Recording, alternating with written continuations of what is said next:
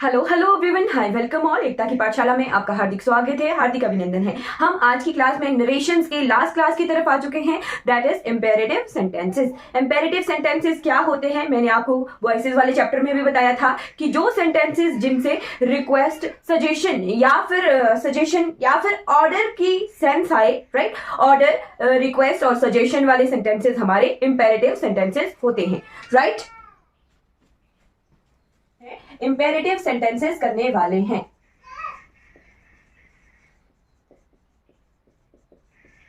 Right, imperative sentences क्या होता है? तो इंपेरेटिव सेंटेंसेस वो वाले सेंटेंसेस होते हैं जिनमें ऑर्डर, रिक्वेस्ट या फिर सजेशन हो।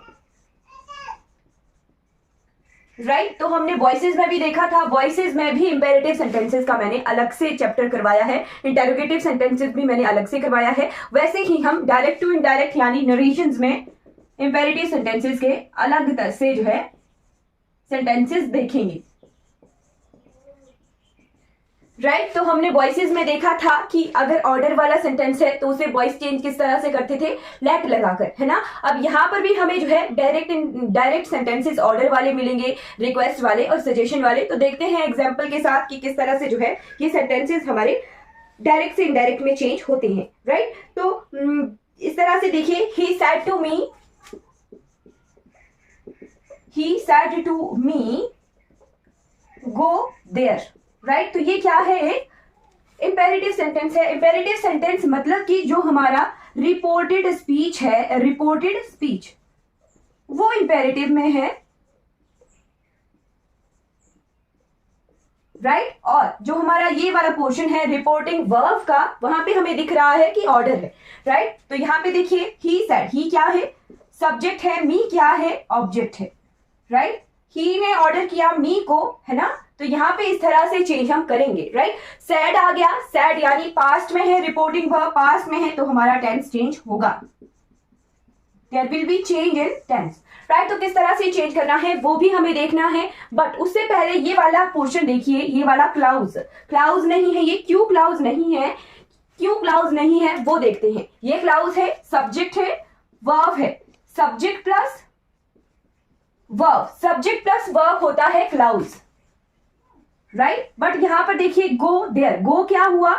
वर्ब है ना, जाना क्या है? वर्ब है। देयर क्या है? यहाँ पे ऑब्जेक्ट है। राइट, तो यानी यहाँ पे सब्जेक्ट प्लस वर्ब का कॉम्बिनेशन नहीं है। इट मीन्स जो सेकेंड पोर्शन है हमारा वो क्लाउज नहीं है। ये क्या है? फ्रेज है ना, फ्रेज है। राइट, तो हमने क्या पढ़ा था जब हम नाउन पढ़ रहे थे, जब हम कंजंक्शन पढ़ रहे थे, कि ये कंजंक्शन क्या होती है? कंजंक्शन क्लाउज को क्लाउज से जोड़ती है, फ्रेज को फ्रेज से जोड़ती है, नाउन को नाउन से जोड़ती है ना, प्रोनाउन को प्रोनाउन से जोड़ती है। बट यहाँ पे देखिए, एक तरफ तो क्लाउज है और एक तरफ फ्रेज है। राइट, क्लाउज और फ्रेज का कॉम्बिनेशन है और दिया है पंक्चुएशन मार्क से। राइट, जब इसे डायरेक्ट से इनडायरेक्ट चेंज करेंगे तो क्या देखना है कि हमारा कंजंक्शन का यूज नहीं होगा, क्यों यूज नहीं होगा? क्योंकि क्लाउज और फ्रेज है। अगर दोनों जगह क्लाउज होती, दूसरी तरफ भी सब्जेक्ट वर्ब का कॉम्बिनेशन होता, तभी हमारा कंजंक्शन का यूज होना था। ये चीजें ध्यान से देखनी है। राइट, तो अब देखिए किस तरह से चेंज होगा ये सेंटेंस। ही ऑर्डर्ड मी, ऑर्डर वाला सेंटेंस है तो इस तरह से चेंज करेंगे, he ordered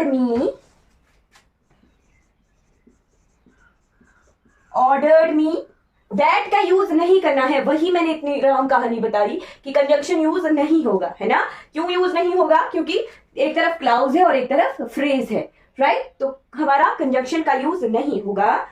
he ordered me to go there, 2 + V1 लगा लिया यानी इन्फिनिटिव लगा लिया। राइट, यही चीज ध्यान रखनी है कि हमारे इंपेरेटिव सेंटेंसेस जहां पे कंजंक्शन यूज नहीं होगा, जहां पे कंजंक्शन का यूज नहीं होना है, वहां पर हम इन्फिनिटिव लगा के जो है इन्फिनेटिव लगा के डायरेक्ट से इनडायरेक्ट में चेंज करते हैं। अब हमें देखना है, पहचानना है कि कहाँ पे कंजंक्शन का यूज नहीं होगा। जहां पे सब्जेक्ट वर्ब का कॉम्बिनेशन नहीं है वहां पे हमें नेचुरली पता होगा कि कंजंक्शन का यूज नहीं होगा, राइट। फिर ये जो है सेंटेंस हमें दो तरह से दिखता है, he ordered me to go there, right, और साथ में अगर होता ही सेड, राइट, ये तो डायरेक्टली दिख रहा है, he said to me go there. अगर ये सेंटेंस इस तरह से होता, यही सेंटेंस अगर इस तरह से होता, देखिए, he said go there, right. अब सेंटेंस का स्ट्रक्चर चेंज हो गया। स्ट्रक्चर कैसे चेंज हुआ? क्लाउज थी, क्लाउज थी एक तरफ, है ना, और इसमें सब्जेक्ट और ऑब्जेक्ट दोनों थे। बट यहां देखिए ही सेड पास्ट में है, मतलब टेंस चेंज होगा, टीसी यानी टेंस चेंज होगा। अब ही क्या है? सब्जेक्ट है, सब्जेक्ट प्लस वर्ब तो है, ही सेड के, है ना, तो सब्जेक्ट प्लस वर्ब तो है, क्लाउज है, पर दूसरी तरफ क्लाउज नहीं है, फ्रेज है, ये चीज हमें दिख रही है, राइट। अब यहाँ पे क्या ध्यान रखना है कि ये जो है दो तरह से चेंज हो सकता है, टू टाइप से ये चेंज हो सकता है। कैसे? तो अगर यहाँ पे इसे ही सेड गो देयर, अगर प्लूरल के लिए किसी एक व्यक्ति को कह दिया गो देयर, या प्लूरल के लिए यानी किसी बहुत सारे ग्रुप को कह दिया कि गो देयर, है ना, प्लूरल होता है, ज्यादा के लिए यूज होता है ना। अगर गो देयर किसी सिंगुलर के लिए कह दिया, है ना, तो क्लियर नहीं है, सेंटेंस को देखे क्लियर नहीं है कि किसी एक को कहा है या किसी ग्रुप को कहा है ना। तो इसके दो पॉसिबिलिटी हो सकती हैं चेंज करने के लिए। ही सैड को चेंज करेंगे ही ऑर्डर्ड,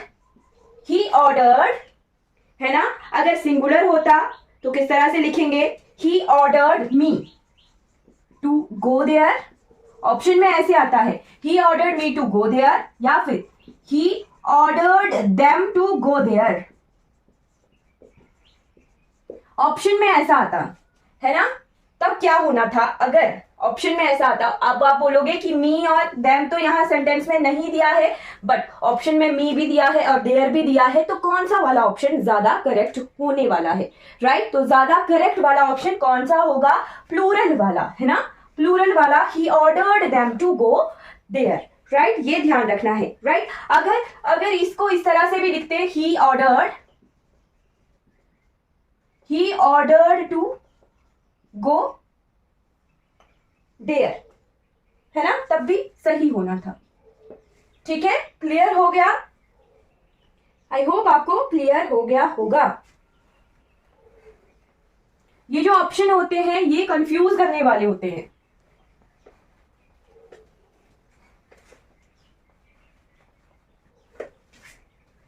फिर उसके बाद देखते हैं, please don't go away, see, please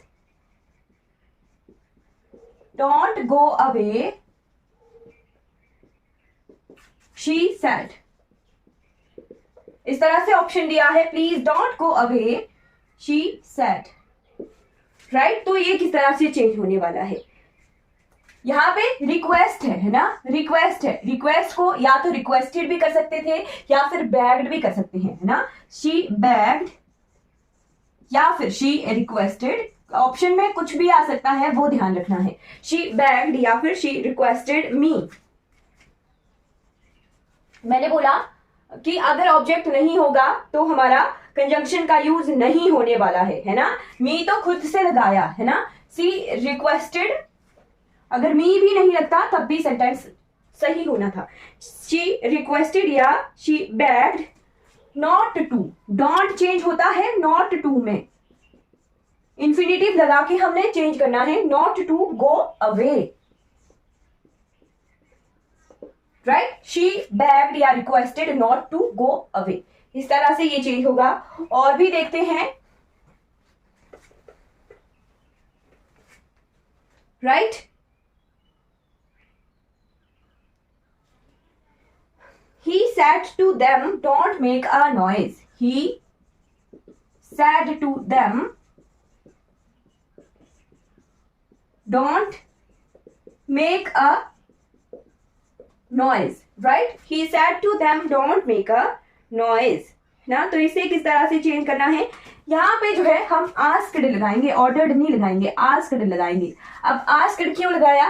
asked लगाते हैं कुछ जगह जो है आस्क्ड जो है पूछने का सेंस देता है और कुछ जगह आस्क जो है कहने की सेंस देता है, राइट। तो यहाँ पे आस्क जो है ऑप्शन में दिया है, मैं डायरेक्ट एग्जाम के क्वेश्चन और उनके ऑप्शंस करवा रही हूँ कि एग्जाम में क्वेश्चन इस तरह से आए हैं और इस तरह से ऑप्शन दिया है, राइट। तो ऑप्शन में आस्क दिया है चारों के चारों ऑप्शन में, राइट। तो आस्क जो है कई बार कहने की सेंस में भी यूज होता है जब पोलाइटली कहा जाए, ठीक है, पोलाइटली कहते हैं तो आस्क जो है कहने की सेंस में भी यूज होता है, राइट। तो he asked them not to, don't change होगा नॉट टू में, not to make a noise, right. 2+V1 लगा के, 2+V1 जब भी हमारे इंपेरेटिव सेंटेंसेस चेंज होंगे तो हमें ध्यान रखना है अगर टू इन्फिनेटिव लगा रहे हैं तो 2 के साथ V1 यूज होगा, है ना। He ask them not to make a noise, infinitive लगा के जो है हम चेंज करते हैं जहां पे ऑब्जेक्ट नहीं दिया होता है हमारे रिपोर्टेड स्पीच में, वहां पे हम कंजंक्शन नहीं लगाते हैं और इन्फिनेटिव लगा के जो है चेंज करते हैं डायरेक्ट से इनडायरेक्ट सेंटेंसेस को, राइट। आई होप आपको क्लियर हो रहा होगा, ठीक है। फिर नेक्स्ट सेंटेंस देखते हैं। ऑप्शन है, सेंटेंस है he said to her, he said to her don't go there, he said to her don't go there, right. तो यहाँ पे सैड क्या है, एज अ ऑर्डर की सेंस में हमें दिख रहा है, he ordered her,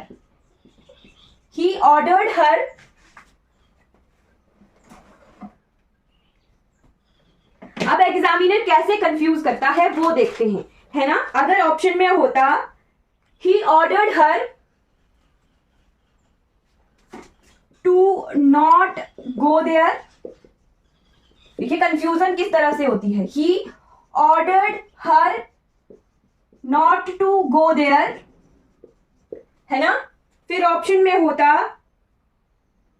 he forward हर, ये भी कई बार आ सकता है। ही अगर नॉट का यूज नहीं करना है फिर ऑर्डर की जगह फॉरवर्ड का यूज कर देते हैं, ही फॉरवर्ड हर, उसने रोक लिया, he forward her to go there,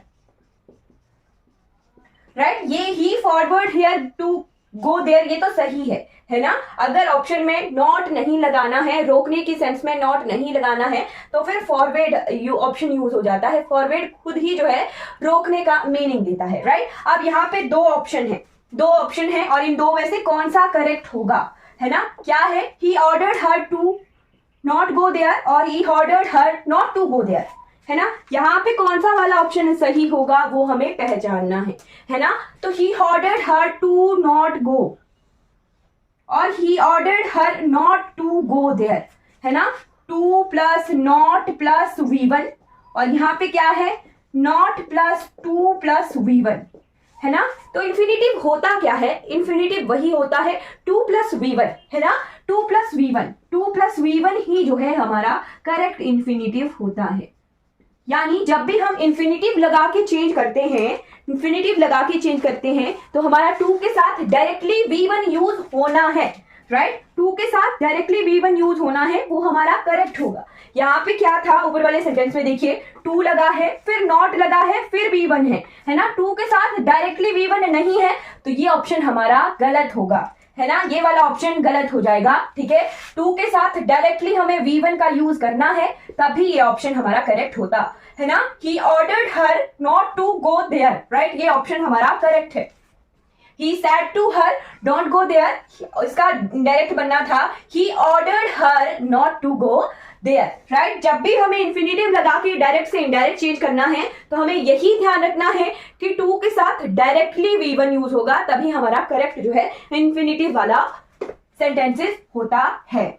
okay, I hope आपको क्लियर हो रहा होगा, राइट। तो हम एग्जाम्पल के साथ देखते हैं, एग्जाम्पल के साथ ही हमें ज्यादा क्लियर होता है ना।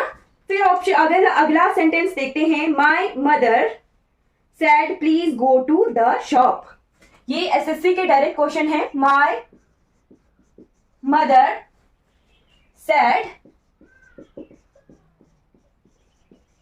प्लीज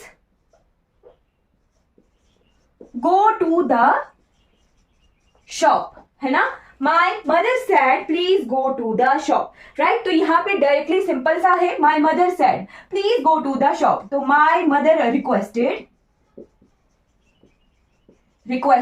यहाँ पे भी ऑब्जेक्ट नहीं दिया है कि किसे रिक्वेस्ट की, है ना, नहीं दिख रहा ना. तो my mother requested to go, 2 plus V1 लग गया. My mother requested to go to the shop. अब ये जो 2 है ये preposition है सेंटेंस में, रिपोर्टेड स्पीच में, और ये 2 plus V1 लगा, ये हमारा इंफिनिटिव लगा, है ना. तो ये कंफ्यूज नहीं होना है, right. My mother requested to go to the shop, right. फिर एक और सेंटेंस देखते हैं, इस तरह से भी कई बार ऑप्शन में आ जाते हैं. सेंटेंस है Mohan said to his friend, Mohan said to his friend let me go home now.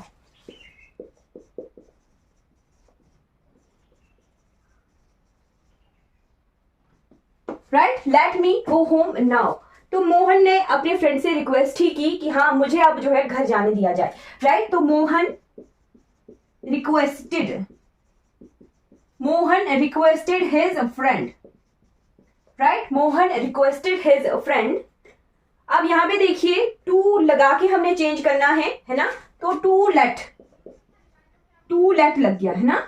To let him go home, to let him go home then, है ना.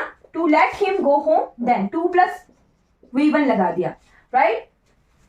Mohan requested his friend. अगर पॉसिबिलिटी में आता ऑप्शन में इस तरह से भी आ सकता था, Mohan requested his friend allowed, है ना, अलाउड की सेंस में भी आ सकता था, ही माइट बी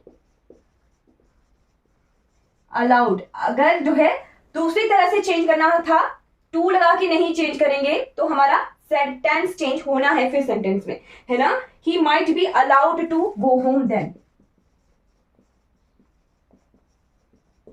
राइट. इस तरह से चेंज होता है हमारा इंपेरेटिव सेंटेंसेस, राइट.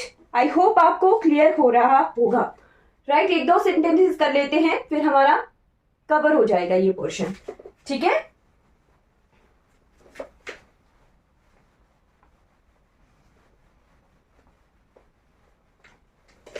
ओके, तो you said to me let us play now. You said to me let us play now, right. ये क्या है, ना पूछना है ना रिक्वेस्ट करना है, जस्ट एक आइडिया जो है कि हाँ चलो खेलते हैं, एक आइडिया टाइप है ना. तो यू प्रपोज्ड मी, आपने जो है एक आइडिया दिया मुझे कि चलो खेलते हैं, है ना. You proposed to me. Proposed जब भी अगर किसी सेंटेंस में यूज होगा तो प्रपोज्ड के साथ टू यूज होगा, है ना. जैसे सैड है तो सैड के साथ टू भी यूज करते हैं. जब सैड टू को टोल्ड में चेंज करते हैं तो टोल्ड के साथ टू का यूज नहीं करते हैं, है ना. यहाँ पे हमने यू प्रपोज लगाया तो प्रपोज के साथ टू प्रपोजिशन हमारी यूज होती है. ये क्या होते हैं, फ्रेजियल प्रपोजिशंस होती हैं, फिक्स्ड प्रपोजिशन जिन्हें कहते हैं, right. You proposed to me that we should play then, है ना. यहाँ पे हम जो है टेंस चेंज कर रहे हैं, इंफिनिटिव लगा के चेंज नहीं कर रहे हैं, है ना. तो you propose to me that, अगर इंफिनिटिव लगा के चेंज नहीं करना है तो हमें फिर जो है कंजंक्शन भी लगानी है और टेंस भी चेंज करना है, ये ध्यान रखना है. दैट वी शुड, यहाँ पे ऑब्जेक्ट दिया है तभी जो है हम चेंज कर रहे हैं इस तरह से, है ना. दैट भी तभी लगाया, राइट. तो अस क्या है, first person according to subject, right. First person according to subject, right. तो वी शुड प्ले देन. ये क्या था, डायरेक्टली ऑप्शन में दिया था और यही वाला जो है करेक्ट ऑप्शन था एग्जाम में, राइट. तो इस तरह से क्या सजेशन दिया कि हाँ जी चलो हम खेल लेते हैं, है ना, तभी चेंज किया जाए इस तरह से, राइट. तो इसमें कंफ्यूज नहीं होना है, ये डायरेक्ट क्वेश्चन है और इसमें डायरेक्ट ऑप्शन इसी तरह से दिया था। ठीक है, चलिए आई होप आपको क्लियर हो गया होगा। इतने कॉम्प्लिकेटेड सेंटेंसेस हमारे हिमाचल के एग्जाम्स में नहीं आते हैं, ये एसएससी का क्वेश्चन था। ठीक है, ओके। फिर उसके बाद एक सेंटेंस लास्ट देखते हैं, ये प्रपोजल वाले सेंटेंसेस है ना। तो I said to him let us go to the river for swimming. Let us go to the river for swimming, right. Let us go to the river for swimming, right. तो I said to him, I proposed him, right. उसे जो है एक proposal दिया कि चलो नदी पर तैरने चलते हैं, राइट। तो I propose to him that, जहां पे प्रपोज लगेगा वहां पे शुड का यूज हम करते हैं, है ना, कि हमें वहां पर जाना चाहिए। ठीक है, इसी तरह से I proposed him that us changes to subject to we, है ना, that we should go to the river for swimming,